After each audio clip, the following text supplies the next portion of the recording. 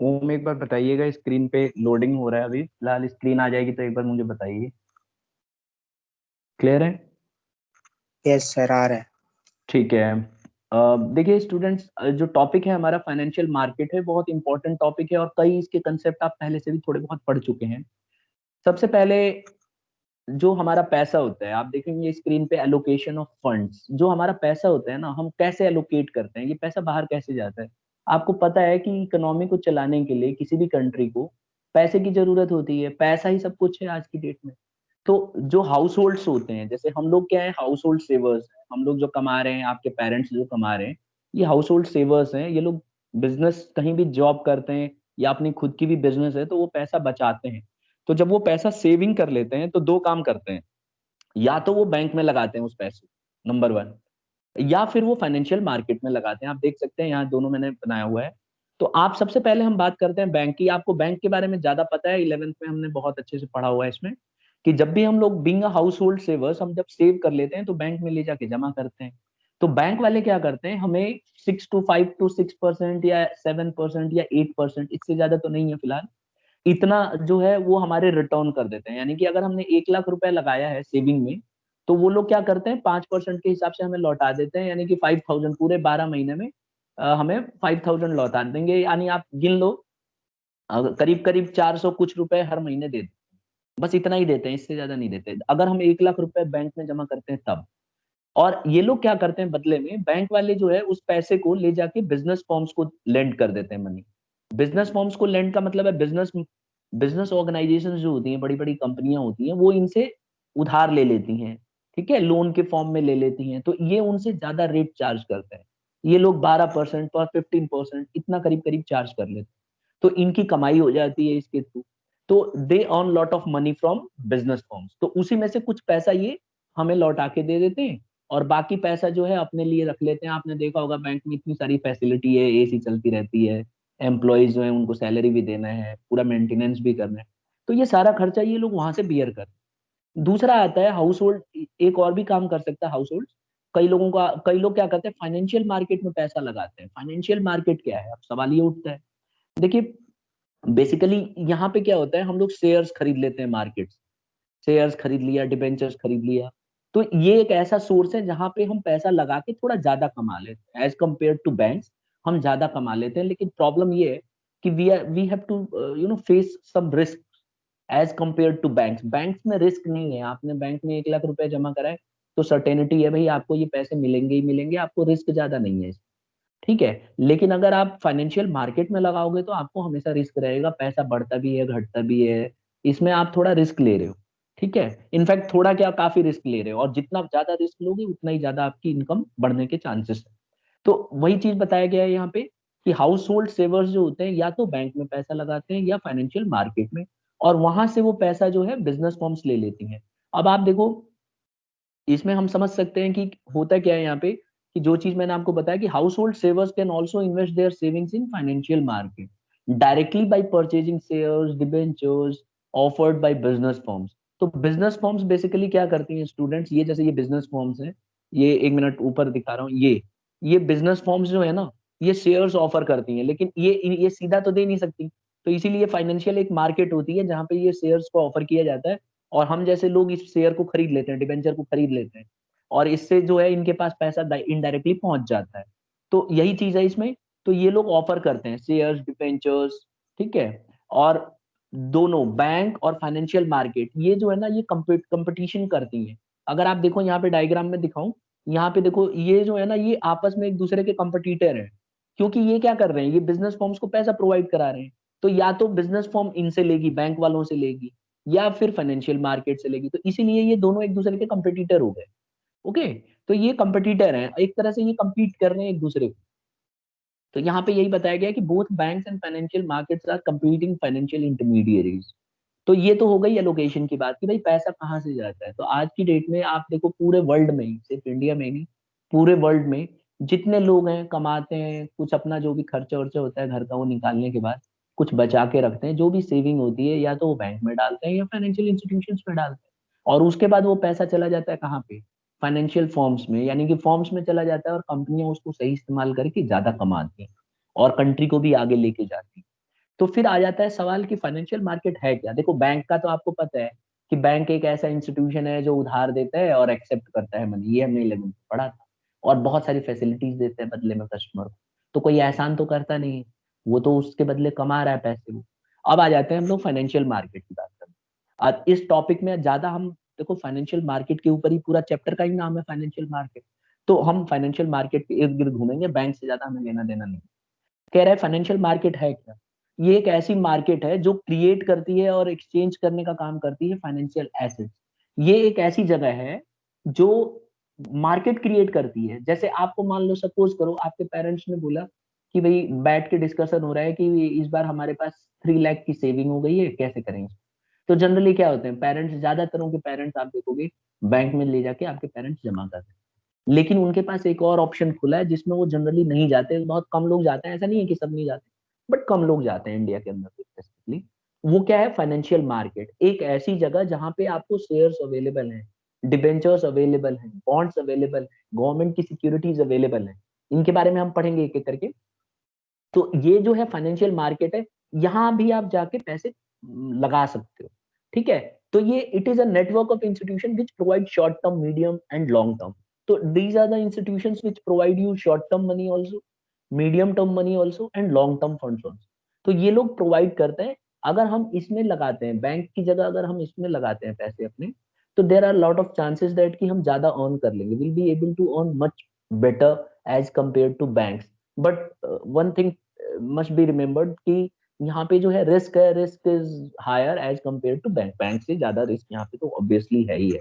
अब देखो financial market जो है ये क्या करती है, make possible the transfer of money from investor to the entrepreneur buyers, borrowers कह लो या बायर्स कह लो। ये लोग क्या करते हैं, इसी की वजह से जो बड़ी बड़ी कंपनियां है ना, वो पैसा ले पाती हैं। अब इमेजिन करो अगर फाइनेंशियल इंस्टीट्यूशन नहीं होती, फाइनेंशियल मार्केट नहीं होती, इतनी बड़ी बड़ी कंपनियां हैं, इनको तो खाली एक बैंक का आसरा रह जाता। तो अभी क्या होता है कि बैंक की जगह फाइनेंशियल इंस्टीट्यूशंस जो है, बड़ी बड़ी जो कंपनियां हैं, फाइनेंशियल फर्म्स हैं, वो लोग क्या करते हैं, पैसा ले सकते हैं फाइनेंशियल मार्केट से। तो फाइनेंशियल मार्केट बेसिकली क्या करती है, ट्रांसफर करने का काम करती है पैसे को। जो भी इन्वेस्टर है जो पैसा लगाना चाह रहा है, उसके पैसे को ये लोग बिजनेस फर्म्स को देने का काम करते हैं। ठीक है, तो ये दोनों को एक साथ लेके आ जाते हैं। ये एक ऐसी जगह है जहां दोनों को एक साथ लाया जाता है, जो इन्वेस्टर है उसको और जो बोरोवर है उसको। मैं अगर सिंपल भाषा में कहूँ तो सपोज करो मैं इन्वेस्टर हूँ, जैसे मान लो मैं एक साल में सपोज करो 2 लाख या 3 लाख की सेविंग अगर कर लेता हूँ। ठीक है, इमेजिनरी हम लेते हैं कि मान लो मैंने एक साल में 3 लाख रुपए बचा लिए। अब मेरे पास दो ऑप्शन है, या तो मैं उस पैसे को बैंक में लेके जाऊं या फिर फाइनेंशियल मार्केट में लेके जाऊं।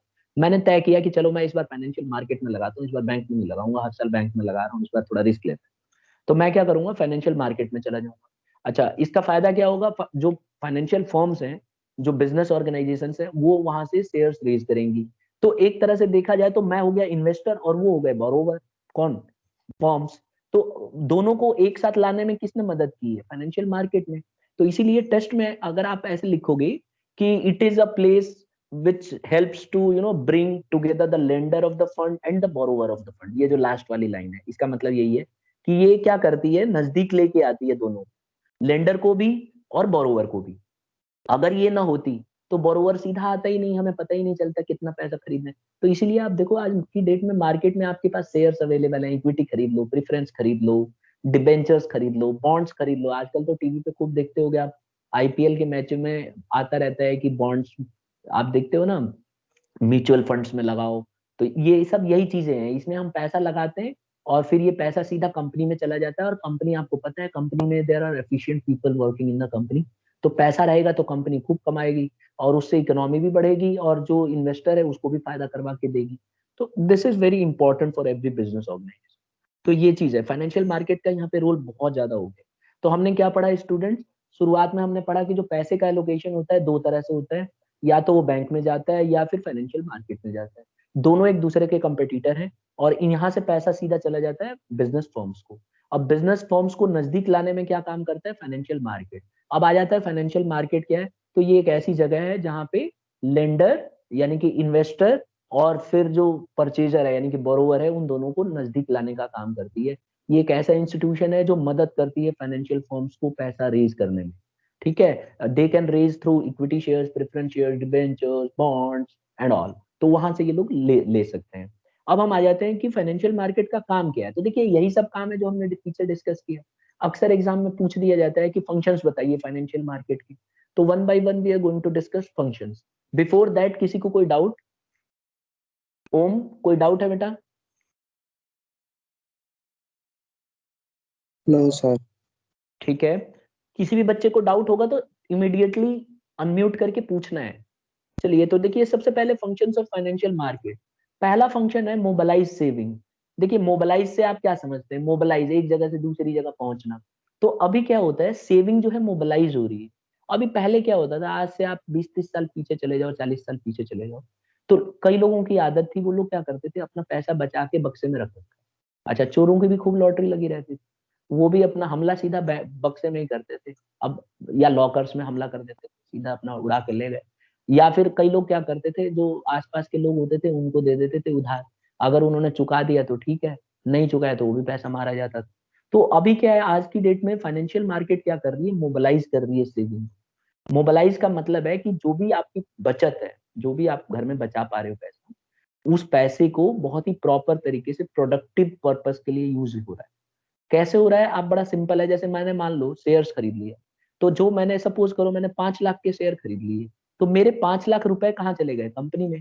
अब वो 5 लाख रुपए का कंपनी इस्तेमाल करेगी, अपने एम्प्लॉयज को देगी सैलरी, और अपने जो मैनेजर्स हैं उनको देगी, और बदले में मैनेजर्स और एम्प्लॉयज खूब कमा के देंगे कंपनी को। कंपनी फ्री में तो देती नहीं है। तो इससे क्या होगा, प्रोडक्टिव पर्पस के लिए काम हो रहा है। तो मेरा जो 5 लाख रुपए था, जो घर में पड़ा रहता, अलमारी में पड़ा रहता, वो पैसा अच्छे काम के लिए इस्तेमाल हो रहा है, किसी का भला भी हो रहा है, और मोस्ट प्रोडक्टिव पर्पस के लिए काम हो रहा है। तो ये मेरी जो सेविंग है ना, ये प्रॉपर तरीके से चैनलाइज हो रही है, यानी कि एक अच्छे ढंग से इसका इस्तेमाल हो रहा है। तो यही काम होता है, सबसे पहला काम है फाइनेंशियल मार्केट का, कि जो हमारी सेविंग है इसको प्रॉपर तरीके से मोबिलाइज करता है। What you have to write is कि whatever the savings are that are easily mobilised and channelized into most productive purposes. It offers the investors different investment avenues and helps to channelize surplus funds into productive use. ये जो investors है ना, जैसे मैं हो गया, आप हो गए, आपके पेरेंट्स हो गए, ये इन्वेस्टर्स को बहुत अच्छे अच्छे मौके देता है कि तरह तरह के उसमें वो लोग पैसा लगा सकते हैं एवेन्यूज में। जैसे अगर मान लो मैं डिबेंचर्स लेता हूँ, तो मुझे एक पर्टिकुलर टाइम पीरियड के बाद मेरे पैसे वापस हो जाएंगे। तो एक तरीका ये हो जाएगा। अगर मैं प्रेफरेंस शेयर लेता हूँ, तो मेरा फिक्स डिविडेंड रहेगा, मुझे पता है मेरे को 12% मिलना है हर साल, तो मैं आराम से अपना 12% का इंतजार करूंगा। और मुझे ये भी पता है कि मेरे 5 साल 6 साल के बाद वो पैसे लौट जाएंगे जो मैंने प्रिंसिपल अमाउंट लगाया हुआ है। तो ये एक तरीका हो गया। एक हो गया इक्विटी का, पूरा पैसा फूंक दो, झोंक दो, और भूल जाओ कि मैंने पैसा लगाया है, और मालिक बन जाओ कंपनी। तो ये एक देखो नया एवेन्यू है, ये भी एकदम जबरदस्त एवेन्यू है। अच्छा, कंपनी कोई डिसीजन ले रही है, जाके उसमें अड़ंगा लगाओ, मीटिंग में हिस्सा लो, मतलब आपको एकदम मालिकाना वाली फीलिंग आएगी। तो ये देखो, ये अलग अलग एवेन्यूज आपको प्रोवाइड कर रही है। तो फाइनेंशियल मार्केट क्या करती है, बेसिकली मोबालाइज करती है सेविंग्स को, और it provides different avenues for the investors to invest their money. Okay, but when it comes to bank, अब बैंक में तो क्या है, आपने बैंक में पैसा लगा दिया, मालिकाना हक थोड़ी ना होगा। आपका पैसा बैंक वाला क्या कर रहा है क्या नहीं कर रहा है, इससे आपको कोई मतलब नहीं है। लेकिन अगर आप इक्विटी शेयर्स खरीदते हो, देखो इमेजिन करके देखो, आपने अगर इक्विटी शेयर्स में पैसे लगाए, तो you are the real owner of the company. Okay, तो you have the right to take lot of decisions in the company. अगर आपने बहुत ज्यादा पैसा लगाया होगा, तो हो सकता है आप बोर्ड ऑफ डायरेक्टर्स भी बन जाओ। तो ऐसे में क्या होगा, आपके पास एकदम मालिकाना वाली फीलिंग आएगी, और आप वोटिंग कर सकते हो। और पीछे वाले चैप्टर में हमने यही सब तो पढ़ा है कि आप, आपके पास वोटिंग राइट होगा। आपके वजह से जो है कंपनी इन्फ्लुएंस होगी, कंपनी के फैसले अलग बदलने पड़ेंगे। तो ये सारी चीजें जो है आपके हाथ में आ जाएगी। तो ये काम करता है फाइनेंशियल मार्केट। पहला काम क्या हो गया, ये हो गया कि मोबालाइज करती है सेम। दूसरा आ जाता है प्राइस डिस्कवरी। देखिए प्राइस डिस्कवरी का मतलब है कि आप देखो मार्केट के अंदर प्राइस जो है शेयर्स के बढ़ते घटते रहते हैं। अगर आप रोज न्यूज देखते होगे, तो आप हमेशा, मैंने आपको बोला हुआ है पहले भी कि बिजनेस न्यूज जरूर देखा करो। कॉमर्स के स्टूडेंट्स को बिजनेस न्यूज तो रोज टाइम निकाल के आधा घंटा तो देखना ही चाहिए। या फिर आप एप्स में ना बिजनेस से रिलेटेड न्यूज जरूर पढ़ना चाहिए। तो यहाँ आप देखोगे प्राइस डिस्कवरी होती है। कैसे प्राइस डिस्कवरी होती है? जैसे मान लो एक कंपनी ने शेयर्स निकाल दिया, मैं अभी कल ही पढ़ रहा था, आईआरसीटीसी, ये जो इंडियन रेलवे का जो है इसने क्या किया है टूरिज्म के लिए, और जो टिकट वगैरह जो बुकिंग होती है आप देखो आईआरसीटीसी की साइट पे होती है, तो इनके भी शेयर्स हैं मार्केट में। आप अगर चाहो आज भी तो आप इनके शेयर्स खरीद सकते हो। अभी क्या हुआ कि इनके जितना इन्होंने पैसे मंगाए ना उससे कहीं ज्यादा पैसे लोग इनको ऑफर कर रहे हैं। जैसे इनको अगर जरूरत है 1 करोड़ की, या सपोज करो 30 करोड़ की, तो अभी इनको 30 करोड़ की जरूरत है, तो 300 से ज्यादा करोड़ इनको पैसे मिल देने के लिए लोग तैयार है, लगा रहे हैं पैसे, भाई हमें खरीदना है, हमें खरीदना है। तो अभी आप ये देखो इंडियन रेलवे के पास बहुत सारा पैसा आ गया। अब इंडियन रेलवे चाहे तो उस पैसे का इस्तेमाल कर सकती है ना। अभी क्या है इंडियन रेलवे आपको पता है डिपार्टमेंटल अंडरटेकिंग है, लेकिन ये जो आईआरसीटीसी है ये सब तो प्राइवेट है, तो इसके साथ अलग से इनका काम हो गया है, तो इनको अलग से दिया गया है काम। तो आप देखोगे बहुत तेजी से विकास हो रहा है। अभी आप न्यूज में भी सुन रहे होगे कि अगर आपको कोई सामान लेके जाना है आना है, तो 2 स्टेशन, एक तो गाजियाबाद, एक दिल्ली और एक शायद नोएडा भी है, 3 स्टेशन को कर दिया है कि आपको सामान लेके जाने की जरूरत नहीं है। आपका सामान जो है आईआरसीटीसी वाले, रेलवे वाले, खुद अथॉरिटी वाले आएंगे घर से ले जाके आपके बोगी में जहां आपकी सीट है वहां रखेंगे, और जहां पे आप उतरोगे डेस्टिनेशन पे वहां से सामान उतार के घर तक पहुंचाएंगे। यानी अभी ये सिर्फ 3 स्टेशन पे है, तो ये फैसिलिटी आपको प्रोवाइड कर रहे हैं। मैं कहने का मेरा मतलब ये है कि ये क्यों पॉसिबल है, क्योंकि इनके पास पैसा बहुत ज्यादा आ रहा है और उस पैसे को प्रॉपर तरीके से इन्वेस्ट कर सकते हैं। तो रेलवे जो है दूसरी जगह भी कमाने के ऑप्शन बढ़ गए रेलवे। तो यही होता है कंपनियों में, यही फायदा है। तो प्राइस डिस्कवरी कैसे होती है? प्राइस डिस्कवरी होती है जब शेयर्स के रेट, जब डिमांड किसी चीज की ज्यादा बढ़ जाती है ना, तो शेयर्स के रेट ऑटोमेटिकली बढ़ने लगते हैं। ठीक है। अभी आप देखोगे रेलवे जो है, जो T9 ट्रेन चली हैं, वंदे भारत जिसका नाम है दूसरा, आप देखोगे वो ट्रेन काफी अच्छा कर रही है, तो लोग उसमें पैसा लगा रहे हैं क्योंकि वो प्राइवेट सेक्टर है। तो अब क्या हुआ, डिमांड उसकी अचानक बढ़ गई। अब रेलवे को भी लग रहा है कि हाँ भाई तो क्या हो गया, मार्केट में शेयर का रेट इसका बढ़ता जा रहा है, दुगना तिगुना हो गया। अब जैसे मान लो मैंने 5 लाख रुपए अगर लगा दिए आईआरसीटीसी में, और मुझे पता है भाई मेरे शेयर्स के रेट बढ़ेंगे, तो अगर वो 1.5 गुना भी बढ़ गए तो मेरे जो पैसे हो गए 7.5 लाख हो जाएंगे 1 महीने के अंदर ही, या 2 दिन के अंदर ही। तो ऐसे में क्या है, मैं तो पैसा लगाना चाहूंगा। तो वही चीज है, प्राइस डिस्कवरी का मतलब होता है कि डिमांड की वजह से प्राइजेस बढ़ती घटती रहती। तो शेयर्स फाइनेंशियल मार्केट में आप देखोगे यही चीज होता है। अगर कंपनी के शेयर्स की डिमांड ज्यादा है तो उसके प्राइस अचानक बढ़ जाएंगे, और अगर उसकी डिमांड कम है तो उसके प्राइसेस हमेशा डिक्रीज हो जाएंगे। तो ये क्या काम करती है, दूसरा इसका फंक्शन ये है फाइनेंशियल मार्केट का, कि प्राइस डिस्कवरी देती है। ये डिटर्मिन करती है डिमांड और सप्लाई के अकॉर्डिंग कि प्राइसेस क्या रहेंगी। तो शेयर्स के रेट घटते भी हैं और बढ़ते भी हैं, तो लोग बड़ा इंटरेस्ट लेके पैसा लगाते हैं और रिस्क लेते हैं कि अगर उसका रेट बढ़ गया तो उनका डबल इनकम हो जाएगी, और रेट घट गया तो उनका रेट जो है, रिस्क तो है ही इसमें। अब आप देखो रेलवे ने काफी अच्छा किया है। रेलवे में जिन्होंने शेयर्स लगाए थे आईआरसीटीसी में, मैं बता रहा हूँ आपको 3 फोल्ड कमाई कर ली है उन्होंने। यानी कि अगर किसी ने 10 लाख लगा दिया होगा ना किसी ने आज से 1 साल पहले, तो आज ये मान के चलो कि 30 लाख तो कमा चुका है। सिर्फ शेयर्स के, डिविडेंड के तो भूल जाओ, डिविडेंड के तो कमाएगा ही कमाएगा। तो दोनों तरफ से उसको अ, मलाई खा रहा है वो। तो कहने का मतलब ये है प्राइस डिस्कवरी का भी काम करता है, it helps to determine the price of the shares. तो यही देखो नीचे लिखा हुआ है कि the interaction between investors and business firms facilitate the price determination for the financial assets which are being traded in a particular market. तो financial market में ये शेयर्स खरीदना बेचना सब चलता रहता है। तो यहाँ पे प्राइस की जो डिमांड है और सप्लाई है, इसके वजह से शेयर्स के रेट बढ़ते घटते रहते हैं। और ये कौन तय करता है, ये करता है फाइनेंशियल मार्केट। अगर फाइनेंशियल मार्केट नहीं होता तो ये तो सब हो ही नहीं पाता। आप देखो फाइनेंशियल मार्केट का सबसे बढ़िया क्या फायदा है, ऑनलाइन ट्रेडिंग हो रही है आजकल। आप घर बैठे बैठे टीवी में इसके रेट प्राइस देख सकते हो लाइव, कि क्या रेट चल रहा है, जापान में क्या रेट चल रहा है, फ्रांस में क्या रेट चल रहा है, इंडिया में क्या चल रहा है, चाइना में क्या चल रहा है। आप कहीं भी बैठे बैठे कोई भी शेयर्स खरीद सकते हो बेच सकते हो। तो इससे क्या होता है, फाइनेंशियल मार्केट क्या करता है, प्राइस डिस्कवरी में मदद करता है। प्राइजेस बढ़ने हैं घटने हैं ये डिपेंड करेगा आपके डिमांड और सप्लाई के हिसाब से। तो इसका दूसरा काम हमने समझ लिया। हमने कौन कौन से 2 काम समझे, कौन बता रहे हैं? 2 फंक्शन बताओ बेटा, हेडिंग खाली कौन बता रहे हैं? साइलेंट लाइफ रहने से। Savings very good. और second mobile. Price discovery. Very good, तो ये 2 काम करते हैं। ठीक है। तो अच्छा ये बताइए बेटा कि 2 सोर्सेस कौन से हैं, जैसे मैं अगर पैसा इन्वेस्ट करना चाहूँ तो कौन से 2 जगह मैं इन्वेस्ट करना चाहूंगा, कर सकता हूँ इस समय? Bank and financial market. बिल्कुल सही, तो बैंक एक है, एक फाइनेंशियल मार्केट है। अच्छा फाइनेंशियल मार्केट के हमने 2 फंक्शन पढ़ लिए। एक तो ये पैसे को मोबिलाइज करने में काम करता है, कि पैसा एक जगह से दूसरी जगह जो हमारी सेविंग है अच्छे चैनलाइज हो जाती है और उसका अच्छा इस्तेमाल होता है। दूसरा हमने पढ़ लिया कि भाई प्राइस डिस्कवरी होती है, इसके वजह से प्राइस तय होती है। अगर कंपनी अच्छा कर रही है तो ऑब्वियस सी बात है वो डिविडेंड ज्यादा देगी, और डिविडेंड ज्यादा देगी तो उसके शेयर के रेट बढ़ेंगे। तो शेयर के रेट बढ़ेंगे तो प्राइस डिस्कवर हो रही है, पता चल रहा है प्राइस बढ़ेगी या घटेगी। तो जो भी अच्छा चीज होगा, अगर कोई कंपनी बहुत अच्छा करती है तो उसके प्राइस एकदम बढ़ जाते हैं, देखा ही होगा आपने। शेयर्स 2 गुना बढ़ जाते हैं, 3 गुना बढ़ जाते हैं। तो ऐसा चलता रहता है। तीसरा आता है प्रोवाइडिंग लिक्विडिटी। देखो फाइनेंशियल मार्केट का एक सबसे बढ़िया काम क्या है कि ये लिक्विडिटी प्रोवाइड करती है। कैसे लिक्विडिटी प्रोवाइड करती है? जैसे मान लो आपने शेयर खरीद लिया किसी कंपनी में, तो आप जब चाहो उस शेयर को बेच सकते हो। क्यों? क्योंकि फाइनेंशियल मार्केट में शेयर को कभी भी खरीदा बेचा जा सकता है। तो जैसे मान लो मैंने 5 लाख के आईआरसीटीसी के शेयर खरीदे आज से 6 महीने पहले, और मान लेते हैं कि 1.5 गुना बढ़ गए तब से लेके अब तक।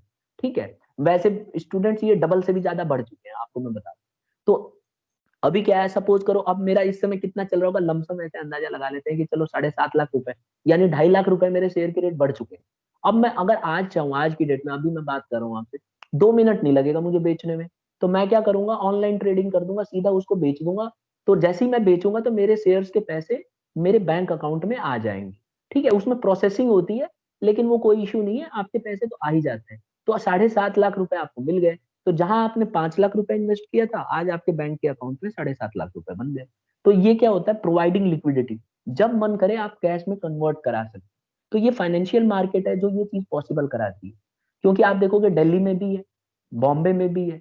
तो इसी तरह से जो है फाइनेंशियल मार्केट होती है, एक पर्टिकुलर लोकेशन पे होती है स्टूडेंट्स ये, और आप इसको कभी भी यूज कर सकते हो। तो आपको कभी भी शेयर्स लगाया है, आपने खरीदा है, तो आप इसको ऑनलाइन ट्रेडिंग भी आजकल इतनी सारी फैसिलिटी हो गई है, और इसके बहुत सारे जो है कमीशन पे काम करते रहते हैं इसमें, तो उनसे भी आप बात कर सकते हो और वो सीधा डील करेंगे, बदले में थोड़ा सा कमीशन लेंगे। लेकिन आपको कुछ करने की जरूरत नहीं है, आप खाली उनको कॉल करके बता दोगे तो आपकी जगह सारा काम करा दें। और अगर आपको ऐसे नहीं करना है तो आप ऑनलाइन आप खुद भी कर सकते हो। तो ये क्या कर लिक्विडिटी का काम करता है। तो financial market provide liquidity to financial assets as they can be converted into cash by selling them into market very easily. तो whenever you want to convert your shares into cash, you can easily do that. कई बच्चों को लगता होगा कि sir equity shares तो life time के लिए है। मैंने कब मना किया, लाइफ टाइम के लिए तो है ही। अब जैसे सपोज करो मैंने इक्विटी शेयर खरीद लिए 10 लाख रुपीज, तो वो लाइफ टाइम के लिए ही है बेटा इक्विटी शेयर्स। लेकिन वो जो इक्विटी शेयर है वो मैं ट्रांसफर तो कर ही सकता हूँ। तो मैं क्या करूंगा, मुझे मान लो इक्विटी शेयर्स होल्डर नहीं बनना है, अब मैंने 2-3 साल तक डिविडेंड कमा लिया और मेरे को मन कर रहा है कि नहीं यार, अब इसमें पैसे नहीं लगाऊंगा। तो मैं क्या कर सकता हूँ, मैं सीधा फाइनेंशियल मार्केट में जाऊंगा और जाके अपने इक्विटी शेयर को बेच दूंगा। तो जैसे ही मैं अपने इक्विटी शेयर को बेचूंगा कोई और खरीद लेगा। तो जो खरीद लेगा इक्विटी शेयर होल्डर बन जाएगा और मैं इक्विटी शेयर होल्डर से खत्म। तो लेकिन कंपनी को तो इससे कोई फर्क नहीं पड़ा। कंपनी के पास तो वो इक्विटी शेयर आज भी था, मतलब आज भी है और कल भी था और हमेशा रहेगा। तो इसके खाली रेट बढ़ते घटते रहते हैं। एक बार पैसा चला गया कंपनी के पास तो वो पैसा जिंदगी भर के लिए रहेगा। अब उसका रेट बढ़ेगा या घटेगा इससे कोई कंपनी को खास फर्क नहीं पड़ता, इससे उसके इक्विटी शेयर होल्डर को फर्क पड़ता है। तो मैं अपने शेयर को कभी भी बेच भी सकता हूँ, ऐसा नहीं है। तो इसीलिए ये बहुत ही ज्यादा हाईली लिक्विड माना जाता है। जब मन करे आप अपने जो वर्किंग आवर्स होते हैं कंपनी के, आप उसको बेच सकते हो, और आजकल ऑनलाइन है तो आप कभी भी उसको ट्रांजेक्शन को बेच सकते हो। तो इसलिए ये बोलते हैं कि फाइनेंशियल मार्केट लिक्विडिटी प्रोवाइड करता है। इसके वजह से हमारे बिजनेस के अंदर लिक्विडिटी आती है। तो 3 फंक्शन हमने पढ़ लिए, ध्यान रखिएगा। पहला हमने क्या पढ़ा, मोबाइलाइज सेविंग। दूसरा हमने पढ़ा कि ये प्राइस डिस्कवरी में मदद करता है। तीसरा हमने पढ़ दिया कि इसके वजह से कभी भी कैश कन्वर्ट किया जा सकता है। जब भी हमें पैसे की जरूरत होगी विद इन सेकेंड चुटकी बजाते ही पैसा आ जाएगा। तो इसीलिए ये बैंक से भी ज्यादा हाईली लिक्विड है। बैंक भी तो है, आपने बैंक में सेविंग अकाउंट में पैसे डाल रखे हैं, अगर आपको पैसा कन्वर्ट कराना है कैश में, एटीएम में जाओ सीधा पैसा निकालो, बैंक में जाओ पैसा ले लो। इसी तरह से ये भी है, आप ऑनलाइन ट्रेडिंग कर लो। ठीक है, डीमैट अकाउंट ओपन करवा के रखो और सीधा क्या करो, ऑनलाइन ट्रेडिंग कर दो सीधा, बस with in a click of a button काम खत्म। आपके पैसे आपके बैंक अकाउंट में आ जाएंगे, आपके सिक्योरिटी सेल हो जाएंगे। तो ये इसमें भी यही चीज है। तो ये लिक्विडिटी प्रोवाइड करता है। चौथा आ जाता है रिडक्शन, ये रिड्यूस करता है कॉस्ट ऑफ ट्रांजैक्शन। ये तो बड़ा आसान है कि भाई ये कॉस्ट ऑफ ट्रांजैक्शन को कम कर दे। याद करो पहले के जमाने में क्या होता था, पैसा आपके पास है तो आप किसी को दोगे तो आपको खुद जाना पड़ेगा, गाड़ी करके जाओ आओ, और उसमें दुनिया भर का मतलब किसी को देना है, मान लो दूसरे स्टेट में है तो आप ले जाके दोगे और आने जाने का किराया आपको खुद भरना पड़ेगा। लेकिन आज क्या है, आज कॉस्ट ऑफ ट्रांजैक्शन इसका कुछ भी नहीं है। फाइनेंशियल जो मार्केट्स है स्टूडेंट, ये क्या करती है, एक कॉमन प्लेटफॉर्म देती है अपने बायर और सेलर के लिए, और वो लोग वहां जाके खरीद बेच सकते हैं। अब देखो, फाइनेंशियल मार्केट दिल्ली में भी है, तो आपको आपसे थोड़ी ना पैसे मांग रहे हैं फाइनेंशियल मार्केट वाले, उन्होंने तो एक बिल्डिंग खड़ी कर दी। आप खाली शेयर्स को खरीदो बेचो, आपके लिए प्लेटफॉर्म एकदम साफ है। आपने डीमैट अकाउंट ओपन कराया हुआ है सपोज करो, तो आप डीमैट अकाउंट का, आप देखो बैंक में जब भी आप बैंक अकाउंट ओपन कराओगे ना, तो उसमें आप फॉर्म में देखोगे सेविंग अकाउंट, करेंट अकाउंट, और तीसरा होता है डीमैट अकाउंट। डीमैट अकाउंट इसीलिए होता है, आप चाहो तो डीमैट अकाउंट ओपन करा के ऑनलाइन ट्रेडिंग कर सकते हो बिजनेस के अंदर। तो इसमें आपका खर्चा तो कुछ भी नहीं लग रहा है, आपको तो खाली खरीदना बेचना है सिक्योरिटीज। तो इसमें देखो कॉस्ट ऑफ ट्रांजैक्शन आपका जीरो हो गया। तो इसीलिए फाइनेंशियल मार्केट मदद करता है, कॉस्ट ऑफ ट्रांजैक्शन इसकी वजह से खत्म हो गया है। तो आपका कोई भी खर्चा नहीं लग रहा है।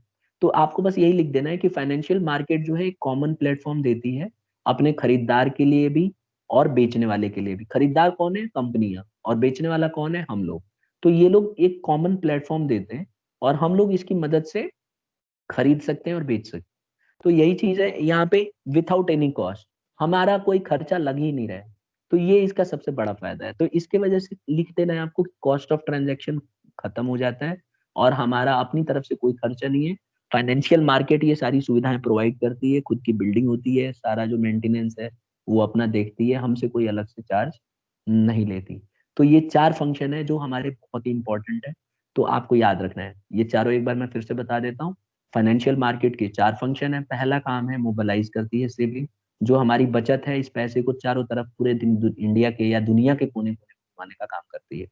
दूसरा है प्राइस डिस्कवरी, इसके वजह से प्राइस तय होता है, क्योंकि डिमांड एंड सप्लाई इसकी वजह से पॉसिबल है। ऑनलाइन घर में बैठे बैठे आप शेयर्स कौन सा बढ़ रहा है कौन सा घट रहा है आप देख सकते हो। तो इसके वजह से आप कंपनियों में पैसे लगा सकते हो। अब जैसे पाकिस्तान की देख लो, बुरी हालत है ना, ये जो अपना उछल कूद कर रहे हैं बिना मतलब में। तो इसमें क्या हो रहा है, अब वहां की कंपनियों के शेयर्स जो है एकदम डाउन जा रहे हैं, क्योंकि उनकी डिमांड ही नहीं है। ग्रे लिस्ट में डाल दिया, अब आने वाले टाइम में देखना इंडिया उनको ब्लैक लिस्ट में भी डलवाने वाला है। मैं 100% श्योर हूँ, ब्लैक लिस्ट में डलना तय है, उनका पत्ता साफ है उनका धीरे धीरे।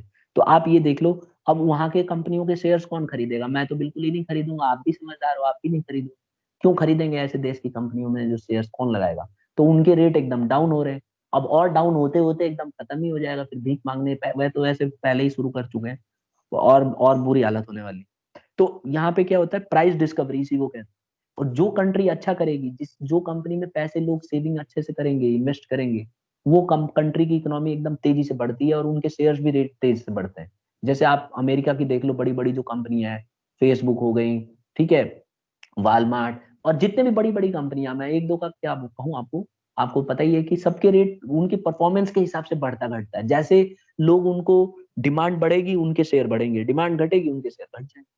फिर है प्रोवाइडिंग लिक्विडिटी, जब मन करे आप कैश में कन्वर्ट करा लो। आपको इक्विटी शेयर है, मन कर रहा है अभी सो के उठे एकदम, सपना आया कोई खतरनाक सा, मन किया, तुरंत अपने ऑनलाइन ट्रेडिंग करके कैश घर में आ जाता है, यानी आपके बैंक अकाउंट में आ जाएगा, घर में नहीं आएगा, बैंक अकाउंट में आएगा। ठीक है, तो बात तो वही है, बैंक में आए या घर में आए एक ही बात। और लास्ट आ जाता है रिड्यूसिंग कॉस्ट ऑफ ट्रांजेक्शन, इसके वजह से जो है हमारा ट्रांजेक्शन में खर्चा कम है, क्योंकि फाइनेंशियल मार्केट ही हमें सुविधा प्रोवाइड कर रही है, बिल्डिंग बना रखा है, जगह है, हमें पता है हम ऑनलाइन ट्रेडिंग कर सकते हैं, हमारे लिए सारे बेनिफिट्स फैसिलिटीज उन्होंने प्रोवाइड किए हुए हैं, अच्छे अच्छे एप्स प्रोवाइड किए हुए हैं, ऑनलाइन की सुविधा दे रखी है, इसमें हमारा कोई खर्चा नहीं। तो यही था स्टूडेंट्स फाइनेंशियल मार्केट के फंक्शंस। अब सबसे इंपॉर्टेंट आप देखो, क्लासिफिकेशन ऑफ फाइनेंशियल मार्केट। अब देखो फाइनेंशियल मार्केट को दो हिस्सों में बांटा गया है, ध्यान रखिएगा। फाइनेंशियल मार्केट को दो हिस्सों में बांटा गया है, एक तो है हमारा मनी मार्केट, दिस वन, है ना, और एक है जिस कैपिटल मार्केट। तो ये दो के बारे में हम पढ़ेंगे। अब हम सबसे पहले पढ़ेंगे मनी मार्केट। तो फाइनेंशियल मार्केट समझ गए होंगे, दो हिस्सों में बांटा है, मनी मार्केट और कैपिटल मार्केट। कैपिटल मार्केट काफी बड़ा टॉपिक है, तो हम इसको बाद में डिस्कस करेंगे, आज हम करने वाले हैं मनी मार्केट की बात। तो मनी मार्केट क्या है बेसिकली स्टूडेंट, अब कई बच्चों को लग रहा होगा सर पैसे की मार्केट, नाम से ही क्लियर है। तो मनी मार्केट तो बिल्कुल ठीक समझ रहे हो, पैसे की मार्केट है, तभी तो इसका नाम मनी मार्केट रखा हुआ है, नहीं तो क्यों रखते। तो मनी मार्केट क्या है, कह रहा money market is the market for short term funds. देखो स्टूडेंट्स क्लियर कर लो दिमाग में कि मनी मार्केट एक ऐसी मार्केट है जो सिर्फ शॉर्ट टर्म फंड्स के लिए, अगर आपको एक साल के अंदर अंदर पैसा लगाना है तो उसके लिए मनी मार्केट जिंदाबाद, यानी आप मनी मार्केट में पैसा लगा दो। अब जैसे मान लो आपके पेरेंट्स ने बोला बेटा मेरे पास 3 लाख रुपए हैं, बैंक में जमा कर देता हूँ, आप उनको बोल सकते हो पापा वहां पे मत जमा करो, आप मनी मार्केट में लगा दो, इसमें ज्यादा कमाई हो जाएगी और आपको 1 साल के अंदर पैसे भी मिल जाएंगे। लेकिन बैंक में जो है थोड़ा सेफ होता है और ये जो है थोड़ा सा अनसेफ होगा। लेकिन इसमें भी देखो कई कैटेगरी है, इसमें आप सेफ्टी मोड भी चुन सकते हो, अभी हम डिस्कस करेंगे, आज के टॉपिक में यही है। तो मनी मार्केट क्या है? एक ऐसी मार्केट जहां पे शॉर्ट टर्म फंड्स अवेलेबल होते हैं। अब देखो शॉर्ट टर्म फंड्स क्या है? Short term funds mean for a period up to 1 year, मैंने बता ही दिया। 1 साल के अंदर अंदर 365 दिन से कम का पैसा लगा रहता है, अपना पैसा लगाओ और इंटरेस्ट कमाओ। तो ये चीज है इसकी policy. Money market is not usually located at a particular place. दिक्कत क्या है यहाँ, और दिक्कत क्या है, ये तो अच्छी बात है कि मनी मार्केट एक पर्टिकुलर जगह पे नहीं होती है। देखो फाइनेंशियल मार्केट जो आपने पढ़ा था ना, वो एक पर्टिकुलर जगह पे होती है, लेकिन मनी मार्केट एक जगह नहीं होती है, इसकी कोई लोकेशन नहीं है, सही बताऊं तो। ठीक है, it is a term use to describe all organisations and institutions that deal in short term debt instrument. कह रहा है कि मनी मार्केट एक ऐसा टर्म है जो कोई भी ऑर्गेनाइजेशन जो कम समय के लिए उधार देती है उसको हम मनी मार्केट कहते हैं। अब जैसे आप देखोगे कोई भी आरबीआई है, मनी मार्केट है। ठीक है, कंपनियां है, मनी मार्केट। अब मनी मार्केट कोई भी ऐसा इंस्टीट्यूशन हो सकता है, ऑर्गेनाइजेशन हो सकता है जो आपको 1 साल से कम समय के लिए पैसे देता है और उसके ऊपर आपको कमाने का मौका देता है, तो उसको हम बोलते हैं मनी मार्केट। देखिए मनी मार्केट क्या करती है, it makes possible the raising of short term fund. का पॉइंट बता दो। कौन सा? प्लेस टू था ना एक लाइन, ये money market is not usually located at a particular place, और ठीक है, फाइनेंशियल बोलो बोलो। उसकी प्लेस क्या है सर? आप बता रहे थे ना कि इसकी प्लेस नहीं, और देखो फाइनेंशियल मार्केट। देखो फाइनेंशियल मार्केट जो होती है ना बेटा, फाइनेंशियल मार्केट आप देखो, बॉम्बे स्टॉक एक्सचेंज सुना है ना नाम आपने? Bombay stock exchange. Yes sir, नाम सुना। हाँ, ये बॉम्बे में है बेटा स्टॉक एक्सचेंज, यहाँ पे शेयर्स को खरीदा बेचा जाता है। तो आप अपना टीवी चलाती हो तो देखती हो बॉम्बे स्टॉक एक्सचेंज में ये प्राइजेस चल रही हैं। और कई बार टीवी में दिखाते हैं बुल है सामने और वो, आप फेमिलियर उस फेस से, तो वो बॉम्बे स्टॉक एक्सचेंज लिखा भी रहता है, स्टॉक एक्सचेंज। तो ये क्या है, ये एक पर्टिकुलर लोकेशन है, तो ये फाइनेंशियल मार्केट है। इसका एक पर्टिकुलर लोकेशन है जहां पे आपके शेयर्स खरीदे और बेचे जाते हैं। इसी तरह से दिल्ली में भी आप पता करना क्लास के बाद, दिल्ली में भी एक फाइनेंशियल मार्केट है जहां पे आप शेयर्स को खरीद सकती है और बेच सकती है। तो इसकी एक पर्टिकुलर लोकेशन है जहां पे ये है। ठीक है, और यहाँ से आप शेयर्स को खरीद सकती हो और बेच सकती हो। और नहीं तो आपके पास टाइम नहीं है तो आप ऑनलाइन भी खरीदोगी बेचोगी, तो इसका सारा का सारा रिकॉर्ड ये लोग करके रखते हैं। ठीक है, तो इसकी पर्टिकुलर लोकेशन हो गई। लेकिन अगर आप मनी मार्केट की बात करती हो ना, तो मनी मार्केट में कोई खास पर्टिकुलर लोकेशन नहीं होती है फाइनेंशियल मार्केट की तरह। ये कोई भी इंस्टीट्यूशन जो आपको उधार दे दे, पैसा दे दे, है ना, या बिल ऑफ एक्सचेंज दे दे, जैसे बिल ऑफ एक्सचेंज है, तो बिल ऑफ एक्सचेंज क्या है? मनी मार्केट है। जैसे मैंने आपको सामान उधार बेचा और मैंने आपको बोल दिया, आपने बोला मेरे पास पैसे नहीं है, मैंने कहा कोई बात नहीं 3 महीने बाद दे देना। एक बिल ऑफ एक्सचेंज बना के लिख दिया कि मैं वादा करती हूँ कि मैं पैसे दे दूंगी 3 महीने के बाद। आपने साइन कर दिया, मैं वो बिल ऑफ एक्सचेंज को अपने पास रख दूंगा, आपने 11th में अकाउंट में पड़ा हुआ है। तो ये क्या हो गया? ये हो गया मनी मार्केट। तो इस तरह से होता है मनी मार्केट, जहां पे आप कमाई कर सकती हो लेकिन 1 साल से कम के लिए ही होगा। आ गया समझ में आरती? यस सर, और और सर ये फाइनेंशियल मार्केट के अंदर ही आता है ना मनी मार्केट और बिल्कुल बिल्कुल 100%, हाँ फाइनेंशियल तो मार्केट। जब फाइनेंशियल मार्केट की हम ये कह रहे हैं कि प्लेस है, तो ये भी तो हाँ, उसी के अंदर है, तो फिर इसकी प्लेस क्यों नहीं होती है?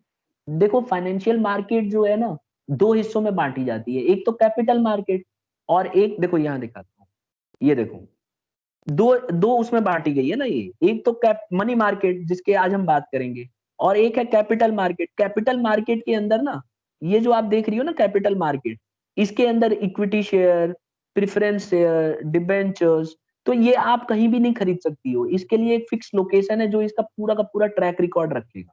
तो ये सब कैपिटल मार्केट में आता है। और मनी मार्केट में इन सब से लेना देना नहीं है, यहाँ पे आप ना तो इक्विटी खरीदोगी, ना प्रेफरेंस खरीदोगी, ना डिबेंचर्स खरीदोगी। ये सिर्फ वही चीज खरीदोगी जो 1 साल से कम का होता है। तो इसके लिए कोई फिक्स लोकेशन नहीं है, आप कहीं से भी खरीद सकती है। ठीक है, जैसे मैंने आपको बिल ऑफ एक्स, अभी मैं आपको मनी मार्केट के इंस्ट्रूमेंट्स जब पढ़ा, अभी आज की क्लास में है, तो जैसे ही हम वो डिस्कस करेंगे आपको क्लियर हो जाएगा कि मनी मार्केट हर जगह क्यों अवेलेबल है। ये हर जगह अवेलेबल होती है, इसके लिए कोई प्रॉपर बिल्डिंग की जरूरत नहीं है। लेकिन अगर आप इक्विटी शेयर खरीदती हो, प्रेफरेंस शेयर खरीदती हो, तो इसका पूरा ट्रैक रिकॉर्ड रखना जरूरी होता है। और इसके लिए जो इसका संचालन होता है, जो इसकी प्रक्रिया है, जो एक्टिविटीज हैं, उसको प्रॉपर तरीके से मॉनिटर करने के लिए ही बनाया गया है फाइनेंशियल मार्केट। तो मनी मार्केट क्या है बेसिकली, बस आप इतना समझ लो फिलहाल कि इसके लिए यूजुअली इसीलिए लिखा है, अक्सर इसके लिए कोई लोकेशन नहीं होती, ठीक है। हो भी, अब आपके दिमाग में यही आ रहा है कि सर फाइनेंशियल मार्केट में आपने बोला था कि जो है फिक्स लोकेशन है, और क्योंकि ये उसी के अंदर आती है, लेकिन दोनों में अलग अलग क्राइटेरिया, इसके लिए आपको एक फिक्स लोकेशन नहीं भी रहेगा तो चल जाएगा, लेकिन कैपिटल मार्केट के लिए आपको फिक्स लोकेशन चाहिए होती है, ठीक है। तो मनी मार्केट आप Yes. देखो, मनी मार्केट में ये बोला गया है कि it makes possible the raising of short term funds for meeting the working capital needs of a temporary deployment of excessive funds to get returns. Basically क्या होता है बेटा यहाँ पे कि कंपनियों के पास या फिर गवर्नमेंट के पास कई बार क्या होता है, पैसा एक्सेस आ जाता है, हो सकता है जरूरत से ज्यादा पैसा आ जाए। तो कई बार क्या होता है, वो लोग क्या करते हैं, या हो सकता है उनके पास पैसा कम पड़ जाए, तो अपने डे टू डे जो काम काज होते हैं, डे टू डे फंक्शनिंग को पूरा करने के लिए मनी मार्केट का इस्तेमाल कर, जैसे छोटे मोटे वर्क डे टू डे काम के लिए आप पैसा अगर मान लो कंपनी के पास नहीं है, सपोज करो एक बहुत बड़ी कंपनी है, उसके पास हजारों करोड़ों हो सकते हैं, लेकिन डे टू डे काम करने के लिए पैसे अगर नहीं होंगे, तो वो मनी मार्केट से रेज करेगी, क्योंकि ये वो पैसे हैं जो एक साल के अंदर ही लौटाने होते हैं। तो ये पैसा रेज कर लेगी मार्केट में, और इस पैसे से अपना कामकाज करके और पैसे अपने लौटा देगी अपने कस्टमर को, इन्वेस्टर को। तो मनी मार्केट बेसिकली क्या होती है, शॉर्ट टर्म पैसा रेज करने के लिए होती है, और अपना जो डे टू डे काम होता है उसको पूरा करने के लिए होती है। एक एग्जांपल देता हूँ, जैसे बैंक वाले हैं, बैंक वालों को रोजमर्रा का काम करने के लिए पैसे चाहिए, तो वो लोग कॉल मनी लेते हैं, ठीक है, मनी मार्केट से कॉल मनी लेते हैं, उसके बारे में हम पढ़ेंगे। तो क्यों ना हम सीधा स्टार्ट कर देते हैं कि इसके इंस्ट्रूमेंट्स क्या है, यानी मनी मार्केट के पैसे अगर आपको रेज करना है तो आपके पास क्या क्या तरीके हैं, उससे आपको क्लियर हो जाएगा कि मनी मार्केट है क्या। बेसिकली अभी तक हमने यही पढ़ा कि मनी मार्केट एक ऐसा तरीका है जिसमें कम समय के लिए पैसा लिया जाता है, और ये पैसा एक साल से कम के लिए होता है, और ये पैसा इसीलिए लिया जाता है कि बिजनेस जो है अपनी डेली रोजमर्रा का काम को निपटा सके, है ना। इस पैसे को इन्वेस्ट नहीं किया जाता लंबे समय, इस पैसे को यूज किया जाता है डे टू डे एक्टिविटी में, और इससे कामकाज करके अपना निपटाया जाता है। अब देखो मनी मार्केट के इंस्ट्रूमेंट्स क्या है, आज हम इंस्ट्रूमेंट डिस्कस करेंगे। तो इन इंस्ट्रूमेंट्स को अगर आपने अच्छे से समझ लिया, देखो एग्जाम में हमेशा आता है ये इंस्ट्रूमेंट, कभी ऐसा नहीं हुआ कि ये इंस्ट्रूमेंट के ऊपर क्वेश्चन ना बनाओ, हमेशा आएगा। तो ये इंस्ट्रूमेंट क्या है, मनी मार्केट, हमने पढ़ा कि मनी मार्केट एक ऐसा मार्केट है जिसमें कोई फिक्स लोकेशन नहीं होती, एक साल से कम के लिए पैसा लगता है, और ये पैसा बिजनेस को डे टू डे अपना काम निपटाने के लिए होता है। तो फाइनेंशियल मार्केट के ये देखिए 5 इंस्ट्रूमेंट्स हैं, इन पांचों की मदद से कंपनियां या बिजनेस ऑर्गेनाइजेशन पैसे का इंतजाम करते हैं अपने एक साल के अंदर अंदर के लिए। क्या क्या है, पहला है ट्रेजरी बिल, दूसरा है कमर्शियल पेपर, तीसरा है call money, certificate of deposit, और कमर्शियल बिल। ये आप 11th में इसके बारे में पढ़ चुके हो, आज थोड़ा और डिटेल में पढ़। तो सबसे पहले हम शुरू करते हैं ट्रेजरी बिल्स। आपसे एग्जाम में पूछा जाता है कि बताइए कि कौन कौन से मनी मार्केट के इंस्ट्रूमेंट्स, और इनके बारे में डायरेक्ट इनडायरेक्ट क्वेश्चन एक बनेगा। सबसे पहले हम बात करते हैं ट्रेजरी बिल। देखिए ट्रेजरी बिल क्या है, इसका दूसरा नाम है जीरो कूपन बॉन्ड। मैं बताऊंगा क्यों इसका दूसरा नाम जीरो कूपन बॉन्ड पड़ा।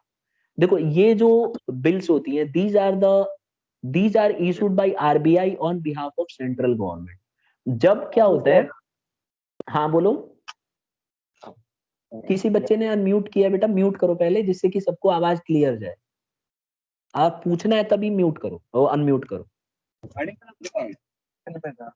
जिस बच्चे ने अनम्यूट किया है बेटा म्यूट करो, इट्स अ रिक्वेस्ट। देखिए ट्रेजरी बिल क्या है, these are issued by RBI on behalf of central government. कह रहा है कि जब सेंट्रल गवर्नमेंट को पैसे की जरूरत होती है ना, तो आरबीआई पैसे देती है सेंट्रल गवर्नमेंट, ठीक है, और इसकी जो मैच्योरिटी होती है वो एक साल से कम के लिए होती है, यानी कि एक साल के अंदर ही अंदर इसके सारे पैसे लौटाने होते हैं। तो जब सेंट्रल गवर्नमेंट को, मेरी आवाज आ रही है ओम, क्लियर, पहले ये बताओ ओम। Yes sir. ठीक है, किसी बच्चे ने, देखो बेटा अनम्यूट इसलिए बोलता हूँ, आपको म्यूट करके रखना है जिससे दूसरे डिस्टर्ब ना हो।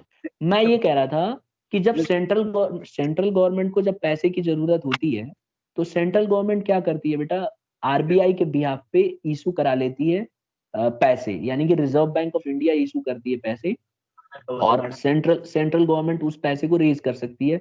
तो मैच्योरिटी लेस देन 1 ईयर, इसकी जो मैच्योरिटी होती है 1 साल से कम की होती है, और ये एक ऐसा इंस्ट्रूमेंट है जो शॉर्ट टर्म बोरोइंग के लिए किया जाता है। अब ट्रेजरी बिल को कैसे किया जाता है ये भी बता देता हूँ। They are issued in the form of promissory notes. इसको प्रोमिसरी नोट्स के फॉर्म में इशू किया जाता है, एंड आर फ्रीली ट्रांसफरेबल। ये क्या है, बहुत ही फ्रीली ट्रांसफरेबल माना जाता है इसको। जैसे मान लीजिए कि आरबीआई ने पैसे जो है मार्केट में रेज कर लिया, तो ऐसे में क्या होता है, मैं डिस्टर्ब हो रहा है यहाँ पे क्लास, मैं उस बच्चे को अनम्यूट कर रहा हूँ, 1 मिनट रुक जाओ।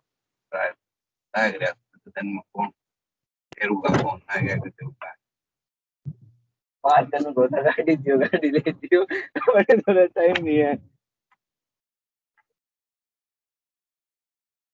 ठीक है स्टूडेंट्स,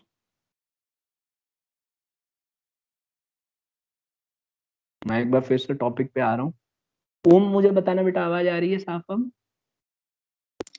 यस सर। ठीक है, देखो उसमें आवाज में डिस्ट्रैक्शन हो रही थी, इसलिए गड़बड़ हो रहा था पढ़ाने में। मैं फिर से बता रहा हूँ, जब सेंट्रल गवर्नमेंट को पैसे चाहिए होते हैं ना, तो सेंट्रल गवर्नमेंट क्या करती है, आरबीआई को कहती है कि भाई ट्रेजरी बिल इशू कर दो। तो ज्यादातर केसेस में क्या होता है, जब भी सेंट्रल गवर्नमेंट को पैसे चाहिए होते हैं तो आरबीआई के थ्रू ले, तो आरबीआई क्या करती है, ट्रेजरी बिल इशू कर देती है सेंट्रल गवर्नमेंट के बिहाफ पे।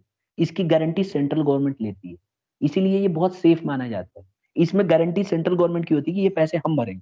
ठीक है, अब इसकी जो मैच्योरिटी होती है स्टूडेंट्स 1 साल से कम की होती है, और ये शॉर्ट टर्म बोरोइंग के लिए होती है। गवर्नमेंट को जब कम समय के लिए पैसे चाहिए होते हैं तो ये जो है ट्रेजरी बिल पास किया जाता है। अब ये प्रोमिसरी नोट्स के थ्रू किया जाता है और फ्रीली ट्रांसफरेबल है।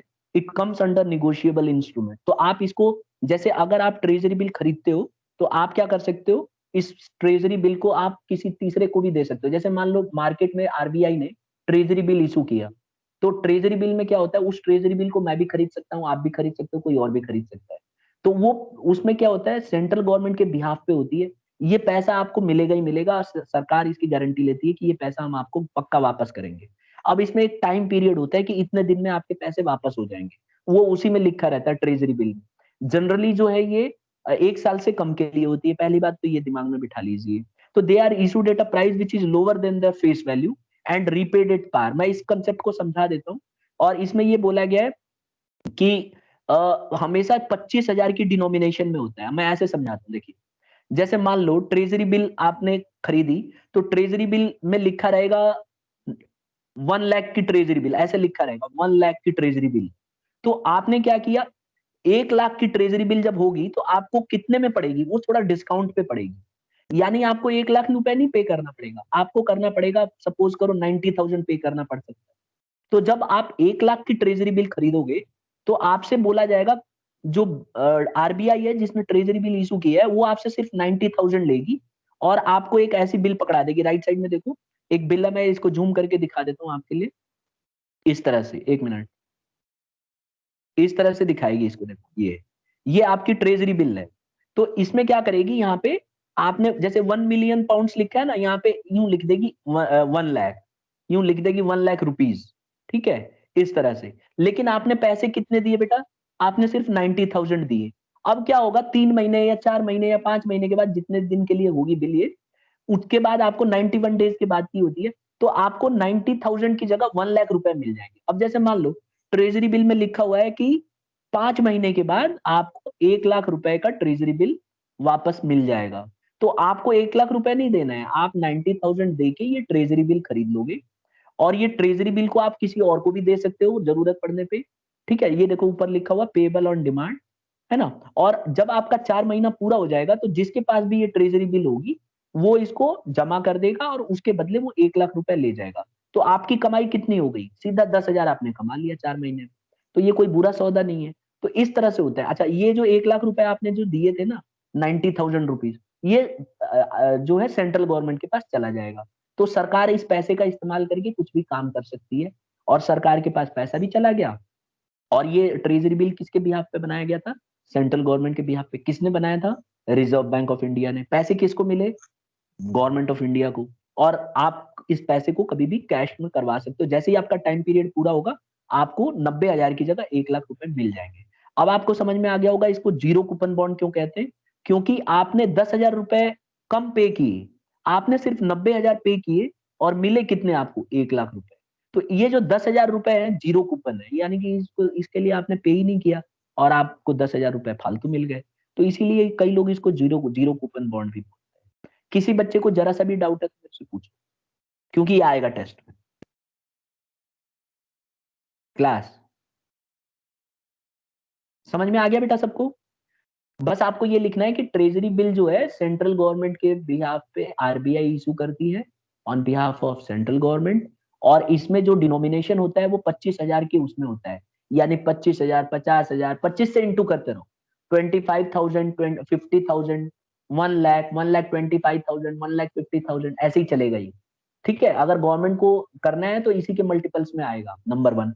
नंबर 2, इसमें आपको जो पैसा लिया जाएगा थोड़ा सा डिस्काउंटेड रेट पे लिया जाएगा, और जब आपका समय सीमा पूरी हो जाएगी तो आपको पूरे पैसे आपके मिल जाएंगे। अगर बीच में आपको पैसे की जरूरत पड़ी, जैसे मान लो आपने 90,000 रुपए देके और ट्रेजरी बिल 1 लाख की खरीद ली थी, और आपका टाइम दिया गया था कि 5 महीने, 5 महीने के बाद आपको पैसे मिलेंगे। अब आपको 3 महीने के बाद अचानक पैसे की जरूरत हो गई, तो आप इसको किसी थर्ड पार्टी को देके 1 लाख रुपए ले सकते हो। तो ये क्या है, ट्रांसफरेबल है।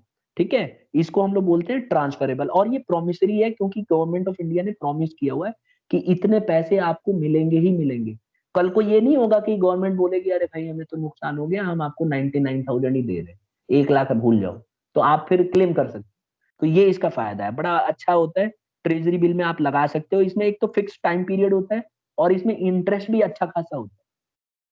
ठीक है, तो जिस रेट से मैंने बताया इसमें तो 25% का इंटरेस्ट उठा ले गए आप, तो बहुत ज्यादा फायदा होता है इसमें। अब आ जाते हैं मनी मार्केट इंस्ट्रूमेंट। दूसरा होता है स्टूडेंट्स हमारा मनी मार्केट। आप देखोगे मनी मार्केट क्या है, देखिए समझते हैं पहले।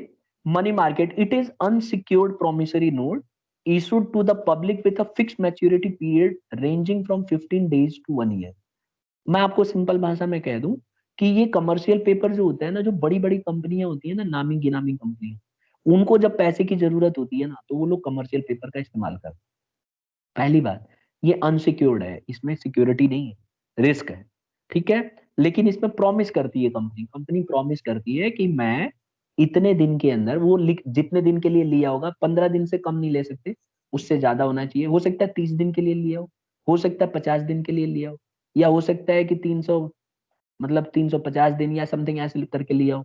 तो उसमें वो गारंटी देती है कि, प्रॉमिस करती है कि मैं अगर सही, सब कुछ सही चला तो मैं आपको पैसे वापस लौटा दूंगी। अच्छा, इसकी खास बात पता है क्या है, ये ट्रेजरी बिल का ही भाई है। ट्रेजरी बिल और इसमें बस एक ही फर्क है, ट्रेजरी बिल आरबीआई करती थी, कमर्शियल पेपर कंपनियां करती हैं। अब आप समझ गए होगे, कंपनी अगर चुंगू मुंगू कंपनी होगी तो उसका कौन कमर्शियल पेपर खरीदेगा। कंपनी बहुत रेपुटेशन वाली होनी चाहिए, कंपनी नामी गिरामी होनी चाहिए। ऐसी कंपनी ना हो जिसका कोई नाम ही ना हो, जैसे पाकिस्तान की कोई कंपनी होगी तो उसका कोई कमर्शियल पेपर थोड़ी ना खरीदेगा, कोई पागल होगा वही खरीदेगा, क्योंकि वो तो उनकी लुटिया डूबने वाली है, मैंने बताया था ना अभी थोड़ी देर पहले। तो उनकी कंपनियों के शेयर्स खरीद के मुसीबत ले लोगे। तो कमर्शियल पेपर आप उनके खरीदो ही मत। गलती से शेयर्स निकल गया मुंह से, उनके कमर्शियल पेपर आप मत खरीदो। कमर्शियल पेपर हमेशा जो कंपनियां रेपुटेशन है, जिन कंपनियों की, जिनका नाम है, जिनके ऊपर आप विश्वास करते हो, उन्हीं कंपनियों से आप कमर्शियल पेपर रेज करोगे। और वही कंपनी जिनका बहुत अच्छा नाम होता है, वही कंपनी कमर्शियल पेपर मार्केट में रिलीज करती है। अब क्वेश्चन ये उठता है कि सर कमर्शियल पेपर क्यों इशू करती है। वही जो मैंने आपको बताया, डे टू डे नीड्स के लिए। कंपनी को जरूरत थी, सपोज करो कंपनी को 50 लाख की अचानक जरूरत पड़ गई, तो कंपनी जो है कमर्शियल पेपर रेज कर सकती है मार्केट के अंदर, लोगों से आह्वान करेगी कि कमर्शियल पेपर खरीदो, हम आपके पैसे इतने दिन में वापस कर देंगे, और इंटरेस्ट भी साथ में। अब इसमें भी क्या रूल है, ये पहली बार कब आया, 1989 में। 1989 में, 1989-90 में इसको पहली बार यूज किया कमर्शियल पेपर इंडिया में, और आज भी ये चल रहा है, और हाईली रेप्यूटेड कॉर्पोरेट एंटिटीज ही इसको यूज करती हैं। ठीक है, और इसमें अगर एक चीज देखोगे तो this serves an important source of working capital. मैंने बता ही दिया कि वर्किंग कैपिटल के लिए बड़ा अच्छा होता है। अगर कंपनी को छोटे मोटे खर्चे अपने निपटाने हैं तो ये तरीका अच्छा है, कमर्शियल पेपर रेज कर लो और मार्केट से पैसे उठा लो। ठीक है, अब इसमें थोड़ा रिस्क तो रहता ही है कमर्शियल। अब इसमें होता है क्या है, कहाँ से करते हैं ये, ब्रिज फाइनेंसिंग भी कहा जाता है, फॉर ब्रिज फाइनेंसिंग। क्योंकि ब्रिज का काम करती है, कंपनी की जो है उसको जोड़ के रखती है। अब ये खर्चे कैसे होता है, commercial banks and mutual funds contribute towards the this kind of instruments. ज्यादातर जब कंपनी को पैसे की जरूरत होती है तो आम नागरिक कम करते हैं, और करते कौन है, कमर्शियल बैंक्स खरीद लेते हैं, म्यूचुअल फंड्स के थ्रू हो जाता है। तो म्यूचुअल फंड में बेसिकली हम ही तो पैसा लगाते हैं, तो वही म्यूचुअल फंड वाले कंपनी से शेयर्स खरीद लेते हैं। तो ज्यादातर आप देखोगे जो कमर्शियल पेपर होता है, ज्यादातर बैंक वाले खरीद लेते हैं, म्यूचुअल फंड्स में कंट्रीब्यूशन होता है वो वाले लोग खरीद लेते हैं। और ये क्यों होता है, फ्लोटेशन कॉस्ट को पूरा करने के लिए, ब्रोकरेज को पूरा करने के लिए। ब्रोकरेज क्या होता है, छोटा मोटा जो खर्चा होता है, कंपनी को एडवर्टाइज करना होता है, जब शेयर रेज करती है ना कंपनी, तो उसको बहुत एडवर्टीजमेंट करना पड़ता है। तो एडवर्टीजमेंट करने पे जो खर्चा आता है ना छोटा मोटा, उस खर्चे को पूरा करने के लिए कमर्शियल पेपर कंपनियां यूज करती हैं, क्योंकि उसको प्रिंटिंग में तो आपको खर्चा लगेगा ना। जब आप शेयर रेज करोगे एप्लीकेशन में, तो आपको प्रिंट कराने में पैसा लगता है, तो वो पैसे को पूरा करने के लिए कमर्शियल पेपर का इस्तेमाल किया जाता है। ठीक है स्टूडेंट्स, तो आज हम दो कर लेते हैं, अगली बार हम कॉल मनी और ये सब आगे पढ़ेंगे थोड़ा डिटेल में, क्योंकि अब टाइम हो गया हमारा खत्म। ये दो में किसी बच्चे को डाउट है तो मुझे बता सकते हैं। इसमें भी बेटा वही फंडा है, इसमें भी वही रूल है। मान लो कंपनी ने 1 लाख का इशू किया ना, तो कंपनी बोल देगी कि भाई आप कम पैसे दो, तो आपको बोल सकती है 95,000 दे दो। जब आप 95,000 पे करोगे ना, तो आपको 1 लाख का शेयर दे देंगे, वो कमर्शियल पेपर दे देंगे। और वो कैसा होता है एक बार देख भी लो, लगे याद। देखो ये इस तरह का रहता है, ये देखिए वहीं से लिया हुआ है इंटरनेट से। अब ये जो है परफॉर्मा है इसका, इस तरह से रहेगा कमर्शियल पेपर। आपको इस तरह से इसमें डिटेल्स भर दिए जाएंगे और आपको ये मिल जाएगा। तो आपने क्या किया बेटा, यहाँ पे आपने सिर्फ 90,000 दी, 95,000 पे किए, और कंपनी ने क्या किया, लिख के दे दिया कि आपने 1 लाख का कमर्शियल पेपर खरीदा। तो जब टाइम पूरा हो जाएगा ना, तो आपको 1 लाख रुपए मिल जाएंगे। तो आपने कितना कमा लिया, 5,000 कमा लिया। तो अगर आप 5,000 1 लाख पे कमा रहे हो तो कोई खराब कमाई थोड़ी ना है, अच्छा खासा कमा रहे हो आप। तो इसमें ये फायदा, आपने पे कितना किया, सिर्फ 95,000, 5,000 की बचत यहाँ हो गई। तो अच्छा सोर्स है कमाने का।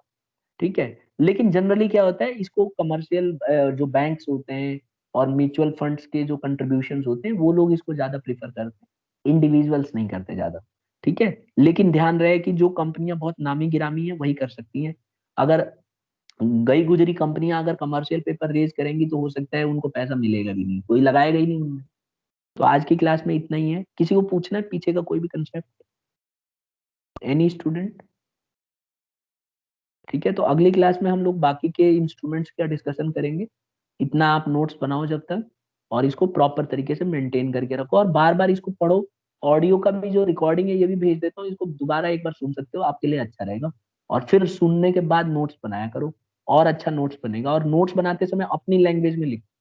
ज्यादातर मैंने इसमें कोशिश किया है कि मेन मेन पॉइंट्स रहें, लेकिन आप बुक से रेफरेंस लेके, डीओई की नोट से, एनसीईआरटी के नोट्स हैं ये ज्यादा, तो आप उसका भी रेफरेंस ले सकते हो, और अपनी लैंग्वेज में लिखोगे तो हमेशा याद रहेगा। एग्जाम्पल अपने दो, है ना, एक अपना एग्जाम्पल हमेशा दो, इससे क्या होगा, आप एप्लीकेशन बेस्ड क्वेश्चन और अच्छा करोगे। तो यही है, दैट्स इट। तो आज की क्लास ओवर होती है स्टूडेंट्स, लीव कर सकते हैं।